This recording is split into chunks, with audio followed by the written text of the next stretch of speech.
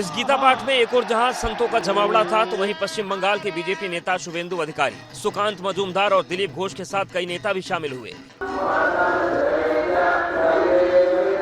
इस मौके पर बीजेपी सांसद दिलीप घोष ने कहा, एक बार विभाजन हुआ है देश का, उसमें लाखों परिवार बलि चढ़ गया है, फिर एक दोबारा उसी तरफ जा रहा है। बाबरी मस्जिद बंगाल में ही बन रहा है, तो लोगों को लग रहा है कि हिंदू को एक करना चाहिए और गीता ही सबसे अच्छा माध्यम है जिसके माध्यम से सबको जोड़ा जा सकता है।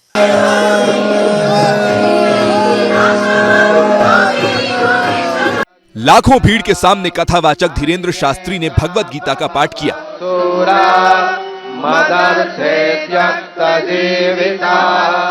सनातन एकता ही इस देश का और विश्व का, विश्व शांति का सबसे बड़ा माध्यम है।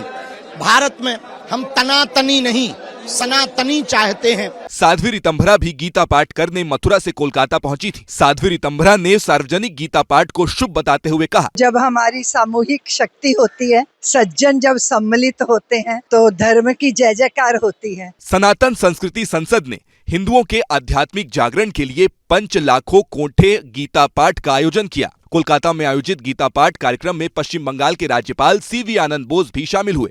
इस मौके पर बंगाल के राज्यपाल ने कृष्ण के उपदेशों का जिक्र करते हुए कहा, कृष्ण अर्जुन को इंगित करता है, कर्म करो अर्जुन, कर्म करो। बंगाल कर्म करने के लिए तैयार है। बंगाल धार्मिक एरोगेंस के खत्म करने के लिए तैयार है।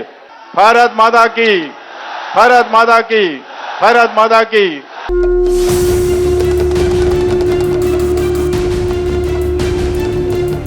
दावा है कि इस आयोजन में करीब 5 लाख सनातन धर्म के लोगों ने हिस्सा लिया।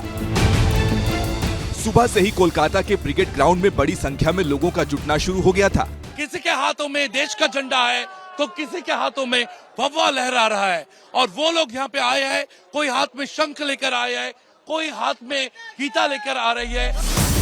गीता पाठ में भाग लेने पहुंचे साधु संतों का तिलक लगाकर स्वागत किया गया, तो आम लोगों के बैठने के लिए कुर्सियां लगाई गई थी। बड़ी संख्या में लोग जमीन पर बैठकर गीता पाठ करते दिखे।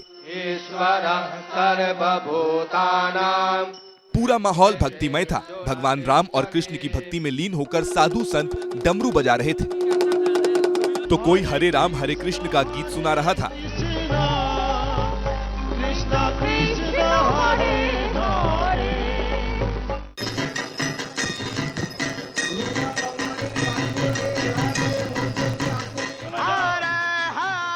इस गीता पाठ में एक और जहां संतों का जमावड़ा था, तो वहीं पश्चिम बंगाल के बीजेपी नेता शुभेंदु अधिकारी, सुकांत मजूमदार और दिलीप घोष के साथ कई नेता भी शामिल हुए। इस मौके पर बीजेपी सांसद दिलीप घोष ने कहा, एक बार विभाजन हुआ है देश का, उसमें लाखों परिवार बलि चढ़ गया है, फिर एक दोबारा उसी तरफ जा रहा है। बाबरी मस्जिद बंगाल में ही बन रहा है, तो लोगों को लग रहा है कि हिंदू को एक करना चाहिए और गीता ही सबसे अच्छा माध्यम है जिसके माध्यम से सबको जोड़ा जा सकता है।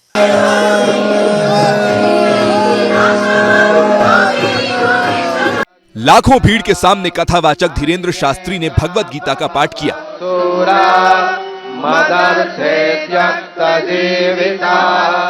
सनातन एकता ही इस देश का और विश्व का, विश्व शांति का सबसे बड़ा माध्यम है।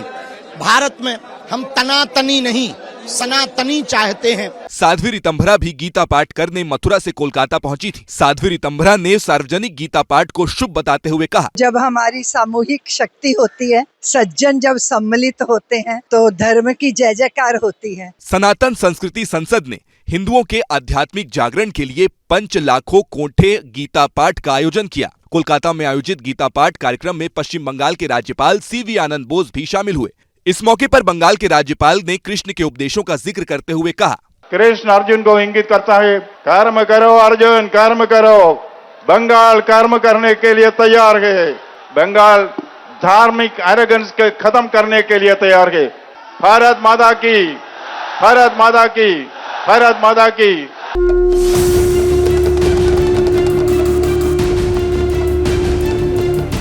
दावा है कि इस आयोजन में करीब 5 लाख सनातन धर्म के लोगों ने हिस्सा लिया। सुबह से ही कोलकाता के ब्रिगेड ग्राउंड में बड़ी संख्या में लोगों का जुटना शुरू हो गया था।